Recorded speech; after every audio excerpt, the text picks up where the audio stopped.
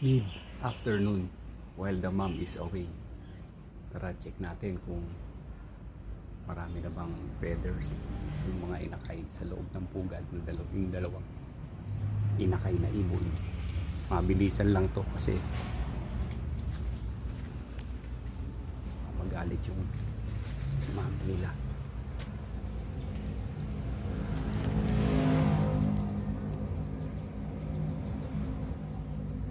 Yan sila, hindi pa naididilat yung mga mata.